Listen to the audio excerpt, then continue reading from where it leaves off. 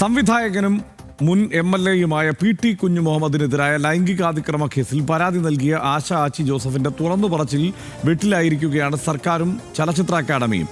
നിശബ്ദരാകാൻ ഒരുക്കമല്ലെന്ന പ്രഖ്യാപനത്തോടെ ഞാൻ ആശ ആച്ചി ജോസഫ് തൊഴിലിടത്തിലെ ലൈംഗികാതിക്രമത്തെ അതിജീവിച്ച ഒരു സ്ത്രീ എന്ന പരിചയപ്പെടുത്തലോടെയാണ് ആശയുടെ തുറന്നുപറച്ചിൽ. മിണ്ടാതിരിക്കുക എന്നത് അന്തസ്സിനുമേൽ നടക്കുന്ന രണ്ടാമത്തെ അതിക്രമമാണെന്ന് ആശ പറയുന്നു. മുഖ്യമന്ത്രിക്ക് പരാതി കൊടുത്തിട്ടും മൊഴി രേഖപ്പെടുത്താൻ 4 ദിവസമെടുത്തുന്ന FIR ഇടാൻ വൈകി എന്ന ആശയുടെ വെളിപ്പെടുത്തലുകൾ ഞെട്ടിക്കുന്നതാണ്. കുറ്റാരോപിതരെ അധികാര സ്ഥാനത്തിന് തുടരാൻ അനുവദിക്കുമ്പോൾ അതിജീവിതരോട് ഒതുങ്ങിക്കൂടാൻ പറയുന്നത് എന്തുകൊണ്ടെന്നും അവർ ചോദിക്കുന്നു. സംരക്ഷണത്തിന്റെയും സുരക്ഷയുടെയും പേരിൽ നിശബ്ദയാക്കാൻ ശ്രമമോ, സർക്കാരിന്റെ മെല്ലെപ്പോക്കോ? ആദ്യം RD-Extra. 2025 IFFK-യുമായി ബന്ധപ്പെട്ട പ്രവർത്തനങ്ങൾക്കിടയിലാണ് ചലച്ചിത്രമേള സെലക്ഷൻ കമ്മിറ്റി അധ്യക്ഷൻ കൂടിയായ PT കുഞ്ഞുമുഹമ്മദിൽ നിന്നും ആശ ആച്ചി ലൈംഗികാതിക്രമം നേരിട്ടത്. കുഞ്ഞുമുഹമ്മദ് നടത്തിയ അതിക്രമം ബോധപൂർവമാണെന്നും മുഖ്യമന്ത്രിക്ക് പരാതി നൽകിയിട്ടും മാധ്യമങ്ങളിൽ വാർത്തകൾ വരുന്നതുവരെ FIR ഇട്ടില്ലെന്നും ആശ ആച്ചി ആരോപിച്ചു. നിശബ്ദയാകാൻ ഒരുക്കമല്ല എന്ന തലക്കെട്ടോടെയാണ് ആശ ആച്ചി മനോരമയിൽ തുറന്നുപറച്ചിൽ നടത്തിയത്. സഹതാപമല്ല, സമൂഹത്തിന്റെ ഐക്യദാർഢ്യമാണ് വേണ്ടതെന്നും ആശ ലേഖനത്തിലൂടെ പറയുന്നു. ചരിത്രത്തിൽ മായ്ക്കപ്പെടാൻ താൻ തയ്യാറല്ലെന്നും തന്റെ ശബ്ദം നാളെ മറ്റൊരു സ്ത്രീക്ക് സംസാരിക്കാൻ ഭയം കുറയ്ക്കുമെന്ന പ്രതീക്ഷയിലാണ് തുറന്നുപറച്ചിൽ നടത്തുന്നതെന്നും ആശ പറയുന്നു. അതിക്രമത്തിനു ശേഷം ചിലർ ഒത്തുതീർപ്പിനായി തന്നെ സമീപിച്ചതായും ആശ ആച്ചി പറയുന്നു. കുഞ്ഞുമുഹമ്മദിന്റെ പ്രായം, ആരോഗ്യ പ്രശ്നങ്ങൾ എന്നിവ പരിഗണിച്ച് കേസിൽ നിന്ന് പിന്മാറണമെന്ന് ഇടനിലക്കാർ മുഖേന ആവശ്യപ്പെട്ടതായി ആശ നേരത്തെയും ആരോപിച്ചിരുന്നു. മിണ്ടാതിരിക്കുക എന്നത് എന്റെ അന്തസ്സിനുമേൽ നടക്കുന്ന രണ്ടാമത്തെ അതിക്രമമാണെന്നും ആശ ആച്ചി വ്യക്തമാക്കി. RD-Extra news Malayalam.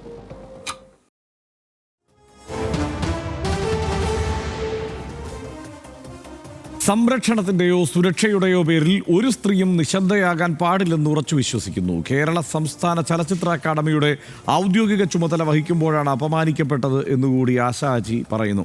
സ്വന്തം പദവിയും അധികാരവും എന്താണെന്നറിയുന്നയാൾ ബോധപൂർവം ചെയ്ത പ്രവൃത്തിയാണ്. ഇര, അതിജീവിത എന്നെല്ലാം പറയുമ്പോൾ വ്യക്തി എന്ന അടിസ്ഥാനാവകാശം മായ്ച്ചു കളയുന്നത് പോലെ തോന്നുന്നു. അതിക്രമം വിവാദമാകുന്നു, പരാതി ഒത്തുതീർപ്പാവുന്നു, അതിജീവിതയുണ്ടാവുന്നു. ഇത്തരം മായ്ച്ചു കളയലിനൊന്നും തയ്യാറല്ലെന്നാണ് ആശ ആച്ചി ജോസഫ് പറയുന്നത്. നവംബർ 24-ന് മുഖ്യമന്ത്രിക്ക് എല്ലാ കാര്യങ്ങളും വിശദീകരിച്ച് കത്തെഴുതി. 4 ദിവസം കഴിഞ്ഞ് 2 വനിതാ ഉദ്യോഗസ്ഥർ വീട്ടിലെത്തി മൊഴിയെടുത്തു. ഉടൻ FIR ഇടുമെന്ന് വീട്ടിലെത്തിയ ഉദ്യോഗസ്ഥർ അറിയിച്ചു. പ്രതിയെ അകറ്റി നിർത്തുമെന്ന് അക്കാദമി ഭാരവാഹികളും ഉറപ്പു നൽകി. ഡിസംബർ 8-ന് മാധ്യമങ്ങൾ വാർത്ത നൽകിയപ്പോഴും FIR ഇട്ടിരുന്നില്ല. ഇതിനിടെ തദ്ദേശ തെരഞ്ഞെടുപ്പും IFFK-യും നടന്നു. ചിലർ നിശബ്ദതയെ സുരക്ഷയായി നിർവചിക്കാൻ ഉപദേശിച്ചതായി ആശ ആച്ചി ജോസഫ് പറഞ്ഞു. നിന്റെ നന്മയ്ക്ക് വേണ്ടി മിണ്ടാതിരിക്കുക, സങ്കീർണമാക്കരുത്, സംരക്ഷണം ലഭിക്കും എന്നെല്ലാം ഉപദേശിച്ചു.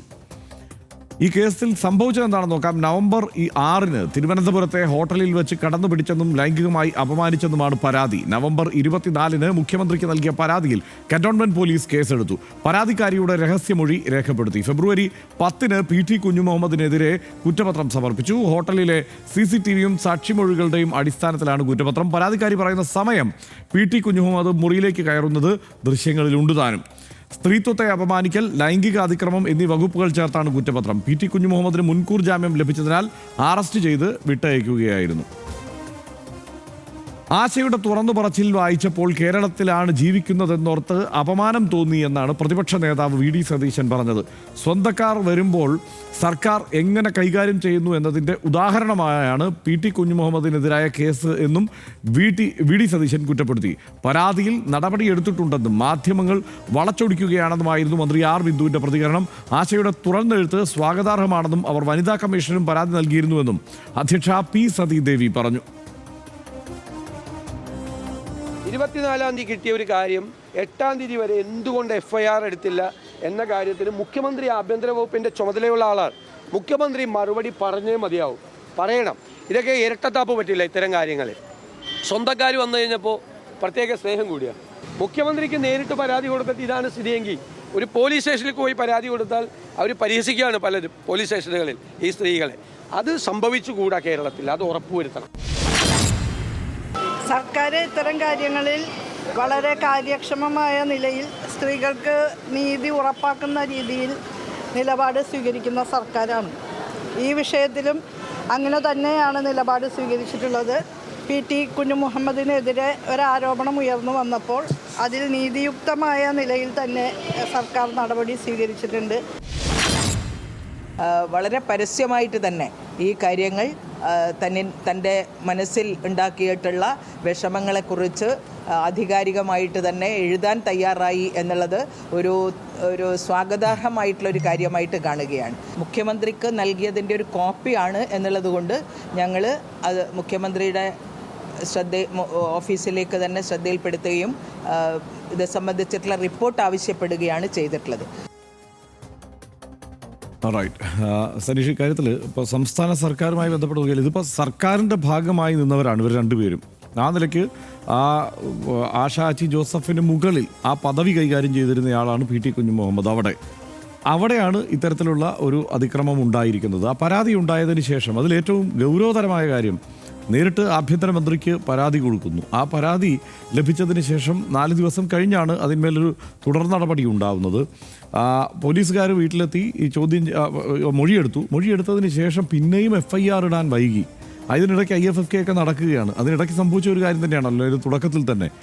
ഈ കാര്യങ്ങളെല്ലാം നടക്കുന്നു. FIR ഇടാൻ പിന്നെയും വൈകി എന്നുള്ളത് ഞെട്ടിക്കുന്ന സംഗതിയാണ്.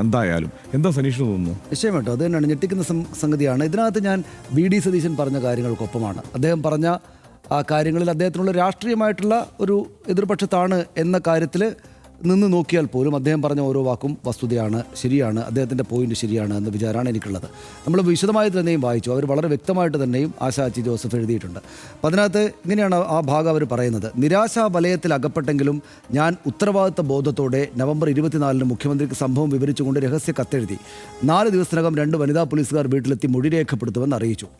ഈ വരി വായിച്ചപ്പോൾ എനിക്ക് വല്ലാത്ത ഒരു വേവലാതിയും ഒരു സുഖമില്ലായ്കയും തോന്നി. എന്തുകൊണ്ടെന്നാൽ അവർ ഇതിലെല്ലാ വരികളും നമ്മൾ പ്രത്യേകം ശ്രദ്ധിക്കണം. നിരാശാ വലയത്തിലകപ്പെട്ടു. എന്തുകൊണ്ടാണ് നിരാശാ വലയത്തിലകപ്പെട്ടത്? അവർ വളരെ മുതിർന്ന ഒരാളാണ്. മുതിർന്ന ഒരാളെന്ന് വെച്ചാൽ നമുക്ക് വളരെ വർഷങ്ങളായിട്ട് അറിയാവുന്ന, വളരെ ഗൗരവമായിട്ട് ഡോക്യുമെൻ്ററി എന്നുള്ള അവരുടെ പ്രവർത്തന മേഖലയെ പരിശോധിക്കുന്ന, നമുക്ക് ഹർഷനും എനിക്കൊക്കെ വ്യക്തിപരമായിട്ട് തന്നെയും അറിയാവുന്ന ഒരു വളരെ ബഹുമാന്യമായിട്ടുള്ള ഒരു സ്ത്രീയാണ്. അവരുടെ അന്തസ്സ് ഹനിക്കുന്ന വിധത്തിൽ ഇയാൾ അവരോട് ഇടപെട്ടു. അതെവിടെ വെച്ചാണ്? അത് സർക്കാരിൻ്റെ തന്നെ സംവിധാനത്തിൻ്റെ ഭാഗമായിട്ടുള്ള ഒരു IFFK സെലക്ഷനുമായി ബന്ധപ്പെട്ട ഒരിടത്ത് വെച്ചാണ്. അപ്പോൾ നിരാശാബോധമുണ്ടായി നിശ്ചയമായിട്ടും. കാരണം എനിക്കെതിരെ ഇങ്ങനെ ഒരു ആക്രമണം ഉണ്ടാവും. ഓരോ സ്ത്രീയും ഇത്തരം അവരുടെ അന്തസ്സിന് മേലുള്ള ഉപദ്രവം വരുമ്പോൾ അവരാദ്യം അവർക്ക് തോന്നുന്നത് അവരുടെ അന്തസ്സിന് മേലുള്ള ഒരു ഹനിക്കലാണ്. അവർ വ്യക്തി എന്ന നിലയ്ക്ക് ഹ്യൂമിലിയേറ്റ് ചെയ്യുകയും ഇല്ലാതാക്കുകയും ചെറുതാക്കാനും ഉള്ള ശ്രമമാണല്ലോ ആളുകളുടെ ഭാഗത്തു നിന്നുണ്ടാകുന്നത്. അപ്പോൾ സ്വാഭാവികമായിട്ട് ആ നിരാശാ വലയത്തിലകപ്പെട്ടു. പക്ഷേ ഞാൻ ഉത്തരവാദിത്ത ബോധത്തോടെ, അവിടെയാണ് നമ്മുടെ രാഷ്ട്രീയ നേതൃത്വം ശ്രദ്ധിക്കേണ്ടത്, ഭരണ നേതൃത്വം ശ്രദ്ധിക്കേണ്ടത്. അങ്ങനെ ഒരു നിരാശാബോധം എന്നെ ഹനിക്കരുത്. കാരണം ഇത് എൻ്റെ ഉത്തരവാദിത്തമാണ്. ഇതിൽ പരാതി കൊടുക്കുകയും ഇതിൻ്റെ പിന്നാലെ പോവുകയും എനിക്കുണ്ടായ അനുഭവം മറ്റൊരാൾക്കുണ്ടാകരുത് എന്ന അതൊരു ഉത്തരവാദിത്ത ബോധമാണ്. അവരുടെ ആ വാക്കുകളുടെ സെലക്ഷൻ എന്നെ അങ്ങേയറ്റം അവരോട് ബഹുമാനമുള്ള ആളാക്കുന്നു. അതിന് ഉത്തരവാദിത്ത ബോധത്തോടെ നവംബർ 24 മുഖ്യമന്ത്രിക്ക് സംഭവം വിവരിച്ചുകൊണ്ട് രഹസ്യ കത്തെഴുതി. പക്ഷേ അവരോട് പിന്നീട് നോക്കൂ, 4 ദിവസത്തിനകം 2 വനിതാ പോലീസുകാർ വീട്ടിലെത്തി മൊഴി രേഖപ്പെടുത്തുമെന്ന് അറിയിച്ചു. 4 ദിവസം എന്ന് വെച്ചാൽ അവർ കുറ്റപ്പെടുത്തിക്കൊണ്ടല്ല അവിടെ എഴുതുന്നത്, 4 ദിവസത്തിനകം എന്ന പ്രയോഗം അവർ നടത്തുന്നത്. പക്ഷേ എനിക്കത് അങ്ങേയറ്റം മോശമായിട്ട് തോന്നി. സംസ്ഥാനത്തിൻ്റെ മുഖ്യമന്ത്രിക്ക് സംസ്ഥാന സർക്കാരിൻ്റെ ഭാഗമായിട്ടുള്ള ഒരു സംവിധാനത്തിൻ്റെ ഭാഗമായിട്ടൊരു പരിപാടി നടക്കുമ്പോൾ അവിടെ വന്നിരിക്കുന്ന ഒരു സ്ത്രീക്ക് അവിടുത്തെ അധികാരിയായിരിക്കുന്ന പുരുഷനിൽ നിന്ന് ലൈംഗിക അധിക്ഷേപം ഉണ്ടായി എന്ന് അവർ ടൈപ്പ് ചെയ്തിട്ട് മുഖ്യമന്ത്രിക്ക് പരാതി അയച്ചാൽ ആ പരാതി മുഖ്യമന്ത്രിയുടെ ശ്രദ്ധയിൽപ്പെടുന്നു, അല്ലെ മുഖ്യമന്ത്രിയുടെ ഓഫീസിൻ്റെ സംവിധാനത്തിൻ്റെ ശ്രദ്ധയിൽപ്പെട്ടാൽ ആ നിമിഷം 2 പോലീസുകാർ അവരുടെ അടുത്തേക്ക് പോകണം. ആ നിമിഷം പോകണം. അതായത് ഈ സംവിധാനങ്ങൾ മുഖ്യമന്ത്രിക്ക് പരാതി കൊടുക്കുന്നതെല്ലാം ഗൗരവത്തിലാണ് കാണപ്പെടുന്നതെന്നാണല്ലോ. എന്ന് വെച്ചാൽ പെട്ടെന്ന് തന്നെ ആ മുഖ്യമന്ത്രിയുടെ ഓഫീസ് അത് അറിയും എന്നാണല്ലോ നമ്മൾ മനസ്സിലാക്കുന്നത്. പിന്നെ എന്തിന് 4 ദിവസം എന്നത് അവർ വിശദീകരിക്കേണ്ടി വരും. എന്തിന് 4 ദിവസം? അതായത് അവിടെ നിന്ന് അത്തരം ഗൗരവമുള്ളൊരു പരാതി വന്നാൽ അതും ഇത്രമേൽ ഒരു സങ്കീർണമായിട്ടുള്ള, അതായത് ഇവർ തന്നെ ആതിഥേയരായിരിക്കുന്ന, സംസ്ഥാന സർക്കാർ തന്നെയും മുഖ്യമന്ത്രി തന്നെയും ആ അർത്ഥത്തിൽ ആതിഥേയരായിരിക്കുന്ന, നിശ്ചയമായിട്ടും സുരക്ഷയുടെ ചുമതല അവിടെ മുഖ്യമന്ത്രിക്കായിരിക്കുന്ന ഈ സർക്കാർ സംവിധാനത്തിൻ്റെ പരിപാടിയിൽ വെച്ച് ബഹുമാന്യമായുള്ള സ്ത്രീ, ഞാൻ ഈ ബഹുമാന്യമായുള്ള സ്ത്രീ എന്ന് ഇവിടെ ഉപയോഗിക്കുന്നത് ഈ സംഭവത്തെക്കുറിച്ച് വിശദീകരിക്കാനാണ്. ഏത് സ്ത്രീയും ബഹുമാന്യയാണ്, എല്ലാ സ്ത്രീകളും ബഹുമാന്യരാണ്, ആർക്കും ഇതുപോലെ ഒരു ഹ്യൂമിലേഷൻ ഉണ്ടാകാൻ പാടില്ല. പക്ഷേ ഞാൻ പറഞ്ഞ ആ സംവിധാനത്തിനകത്ത് വെച്ച് ഇങ്ങനൊരു സംഭവം ഉണ്ടായപ്പോൾ പരാതി അവിടെ വന്നാൽ ആ നിമിഷം 2 പോലീസുകാർ അവരുടെ ലൊക്കേഷൻ എവിടെയാണെന്ന് കണ്ട് അവിടേക്ക് പോയിട്ട് മൊഴി രേഖപ്പെടുത്തണം. പക്ഷേ 4 ദിവസത്തിനകം എന്നാണ് അവർ പറഞ്ഞത് എന്നത് വൈകലുണ്ട് എന്ന് നമ്മളെ ബോധ്യപ്പെടുത്തുന്നു. എന്നിട്ട് അവിടെ തീർന്നോ? ഡിസംബർ 8 നവംബർ 24 തീയതിയാണ് ഇത് സംഭവിച്ചെങ്കിൽ ഡിസംബർ 8 ചാനലുകളിൽ വാർത്ത വന്നപ്പോഴും റിപ്പോർട്ട് ചെയ്യപ്പെടുമ്പോഴും FIR രജിസ്റ്റർ ചെയ്യപ്പെട്ടിരുന്നില്ല എന്ന് ആശാച്ചി ജോസഫ് എഴുതുന്നത് സത്യമായിട്ടും ഇക്കാര്യത്തിൽ നമുക്കൊരു വലിയ ബുദ്ധിമുട്ടും ദുഃഖവും സങ്കടവും ഉണ്ടാകേണ്ടതാണ്. എന്തുകൊണ്ട് ഇത്രമാത്രം വൈകി എന്നത് സർക്കാർ സംവിധാനങ്ങൾ വിശദീകരിക്കേണ്ടതുണ്ട് എന്നാണ് എനിക്ക് തോന്നുന്നത്. ഇത് സംഭവിക്കാൻ പാടില്ലാത്ത കാര്യമാണ് എന്ന കാര്യത്തിൽ എനിക്ക് സംശയമേ ഇല്ല. മുഖ്യമന്ത്രിക്ക് കത്ത് ലഭിച്ചാൽ അതിന് അതേ ഗൗരവത്തോടു കൂടി ഉടനടി തന്നെ അതിന്മേൽ നടപടികൾ ഉണ്ടാകണമായിരുന്നു. മറ്റു കാര്യങ്ങളൊക്കെ വേറെയാണ്. പക്ഷേ FIR ഇടുന്നത് പോലും ഇത്രമാത്രം വൈകിട്ടാണ് എന്ന് അവർ പറയുന്നു. സ്വാഭാവികമായിട്ടും അവർ രഹസ്യ കത്ത് എന്നാണല്ലോ പറയുന്നത്. മുഖ്യമന്ത്രിക്ക് രഹസ്യ കത്ത് എഴുതുന്നത് എന്തുകൊണ്ടാണ്? ഇത് അത്രക്ക് പരസ്യപ്പെടുത്തിയിട്ട് അല്ല പോകേണ്ടത് എന്നൊരു തോന്നൽ അവർക്ക് ആ ഘട്ടത്തിൽ ഉണ്ടാകുകൊണ്ടായിരിക്കുമല്ലോ. അപ്പോൾ അവർ സർക്കാരിനെയോ രാഷ്ട്രീയമായിട്ട് ഏതെങ്കിലും സംവിധാനങ്ങളെയോ ബുദ്ധിമുട്ടിക്കാൻ അവർ ഉദ്ദേശിച്ചിരുന്നില്ല. അവർക്ക് ആ പരാതി നിശ്ചയമായിട്ടും അവർ പിന്നാലെ വരുന്ന ആളുകൾക്ക് വേണ്ടിയിട്ടും പൊതുസമൂഹത്തിനാകത്തന്നെ വേണ്ടിയിട്ടും അക്കാര്യം സർക്കാരിൻ്റെ ശ്രദ്ധയിലേക്ക് കൊണ്ടുവരണം എന്നതുകൊണ്ടാണല്ലോ. അല്ലാതെ മറ്റൊരു ഉദ്ദേശം അവർക്കില്ല, മറ്റൊരു ബഹളം ഉണ്ടാക്കാനുമില്ല. ആ വൈകൽ പക്ഷേ ക്ഷന്തവ്യമായിട്ടുള്ള ഒരു തെറ്റാണ്, അക്ഷന്തവ്യമായിട്ടുള്ള തെറ്റാണ് എന്നതുകൊണ്ടാണ് അവർക്ക് ഇന്ന് വിശദമായിട്ട് മനോരമയിൽ ലേഖനം എഴുതേണ്ടി വന്നത് എന്നല്ലേ നമ്മൾ മനസ്സിലാക്കുന്നത്. ഇതിനകത്ത് അവർ പറയാം തെളിവുകൾ സമർപ്പിക്കേണ്ടത് എൻ്റെ ജോലിയല്ല, ഇത്തരം സംഭവങ്ങൾ പരിഹരിക്കാനും ആവർത്തിക്കാതിരിക്കാനുമുള്ള ചുമതല അധികാരികളുടേതാണ് എന്നവർ പറയുന്നുണ്ട്. ശരിയാണ്, ഇത് അവർ ബുദ്ധിമുട്ടിക്കപ്പെടുന്നു, സ്ത്രീകൾ ബുദ്ധിമുട്ടിക്കപ്പെടുന്നു, തെളിവ് ഹാജരാക്കാനും അവർ തന്നെ പോകേണ്ടി വരുന്നു എന്നുള്ള കാര്യങ്ങൾ ഇത് ഉടനടി തന്നെ സർക്കാർ സംവിധാനങ്ങൾ നമ്മുടെ സ്റ്റേറ്റ് ആ കാര്യത്തിൽ അതിൻ്റെ ഉത്തരവാദിത്തം ഏറ്റെടുത്ത് കാര്യങ്ങളുമായിട്ട് മുന്നോട്ട് പോകേണ്ടതായിരുന്നു. ഉണ്ടായില്ല എന്നവർ ചൂണ്ടിക്കാണിക്കുന്നതിന് വിശദീകരിക്കേണ്ടി വരും സർക്കാരിന്. അതിനെതിരായിട്ടുള്ള വിമർശനങ്ങൾ സർക്കാർ വിനയ ശിരസ്കരായിട്ട് തലകുണിച്ച് നിന്ന് ആ വിമർശനങ്ങളെ കേൾക്കേണ്ടിയും വരും എന്ന കാര്യത്തിൽ യാതൊരു സംശയവുമില്ല. ഇതിനകത്ത് ഒത്തുതീർപ്പിനായിട്ട് സമീപിച്ചവരോട് അവർ പറയുന്നുണ്ട് എന്നെ അതിലേക്ക് കൊണ്ടുവരരുതെന്ന്. ഇവിടെ ഒത്തുതീർപ്പിനായിട്ട് അവരെ സമീപിച്ചു എന്ന് പറയുന്നു. അവർ ആ വരികൾക്കിടയിലൂടെ പറയുന്ന ഒരുപാട് കാര്യങ്ങൾ ഡിസ്റ്റർബ് ചെയ്യുന്നതാണ്. അതായത് ഇവരിങ്ങനെ ഒരു സംഗതി ഉണ്ട് എന്ന് പറയുമ്പോൾ ഒത്തുതീർപ്പിനായിട്ട് ആളുകൾ സമീപിക്കുകയാണ്. പക്ഷേ അവർ പറയുന്നുണ്ട് സഹതാപമല്ല, എനിക്ക് ഐക്യദാർഢ്യമാണ് വേണ്ടത്. സത്യമാണത്. ഇത് എനിക്ക് സഹതാപം വേണ്ട ഒരു കാര്യമല്ല, പക്ഷേ എനിക്കൊപ്പം നിൽക്കുകയാണ് വേണ്ടത് എന്ന് അവരോട് പറയുകയാണ്. ഇത് ഇത്തരം ഒരു സംഭവം തെരഞ്ഞെടുപ്പിന് തൊട്ട് മുമ്പാകെ ഉണ്ടായത് അവരുടെ പിശക് കൊണ്ടല്ല.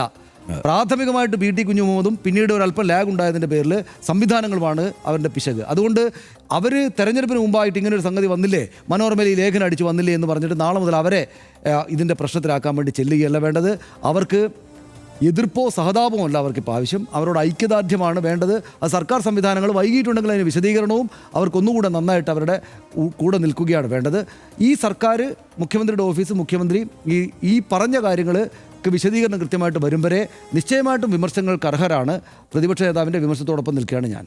തീർച്ചയായും ഈ ഘട്ടത്തിൽ ആ നിലയ്ക്ക് തന്നെയാണ് അതിനെ വിലയിരുത്തേണ്ടതും. അതായത് ഈ സർക്കാരിനെ സംബന്ധിച്ച് പറയുമ്പോൾ സ്ത്രീകൾക്ക് വിശ്വസിക്കാവുന്ന അല്ലെങ്കിൽ സ്ത്രീകൾക്ക് അവരുടെ പരാതികൾ ഉറക്കെ പറയാവുന്ന ഒരു സാഹചര്യം ഈ സംസ്ഥാനത്ത് സൃഷ്ടിച്ചതിൽ പ്രധാനപ്പെട്ട പങ്കുവഹിച്ചവരിൽ ഒന്ന് തന്നെയാണ് ഈ സർക്കാർ എന്ന് തന്നെ വിലയിരുത്തി തന്നെ വേണം അതിൻ്റെ മുമ്പോട്ട് പോകാൻ. അതിന് പ്രധാനപ്പെട്ട കാര്യം നടിക്കെതിരെയുള്ള ലൈംഗിക അതിക്രമം ഉണ്ടായ ഘട്ടത്തിൽ അതെങ്ങനെയാണ് കൈകാര്യം ചെയ്തത്. അതിലാദ്യഘട്ടത്തിലൊക്കെ വീഴ്ച വന്നിട്ടുണ്ട് എന്നുള്ളതൊക്കെ മാറ്റിവെക്കാം. പക്ഷെ പിന്നീട് അത് വസ്തുതാപരമായി ആ വിഷയത്തിലേക്ക് കടന്നതിന് ശേഷം ആ കേസിൻ്റെ ഗതി എന്ന് പറയുന്നത് വളരെ നമ്മൾ കേരളത്തിൽ സംഭവിക്കും എന്ന് പ്രതീക്ഷിക്കാത്തതായിരുന്നു. അപ്പോൾ ദിലീപിൻ്റെ അറസ്റ്റിലേക്ക് വരെ അത് എത്തുന്നത് ഒരിക്കലും കേരളത്തിൽ അങ്ങനെ നടക്കും എന്ന് നമ്മൾ കരുതുന്ന ഒന്നല്ല. പൊതുവെ അത്രയും ആ സമയത്തെ ദിലീപിൻ്റെ ഒരു അദ്ദേഹത്തിൻ്റെ സ്വാധീനശേഷി എല്ലാം നമ്മൾ പരിഗണിച്ചാൽ ആ നിലയ്ക്കൊന്നും നടക്കുമെന്ന് നമ്മൾ കരുതുന്നില്ല. പക്ഷേ അവിടെ മുഖ്യമന്ത്രി അതിൽ ചാമ്പ്യനാവുകയും അതിൽ ആ നിലയ്ക്ക് തന്നെ അതിൻ്റെ സൽപ്പേർ അദ്ദേഹം നേടിയെടുക്കുകയും ചെയ്ത സംഭവമാണ്. ആ വിഷയത്തിൽ ഇപ്പോൾ ആശാച്ചി ജോസഫ് പറഞ്ഞതുപോലെ ഐക്യദാർഢ്യമാണ് വേണ്ടത് എന്നത് ഉറച്ചു വിശ്വസിച്ച് രൂപീകരിച്ച WCCയുടെ സ്ഥാപക അംഗമാണ് ആശാച്ചി ജോസഫ്. അതിൻ്റെ സ്ഥാപക അംഗമാണ്.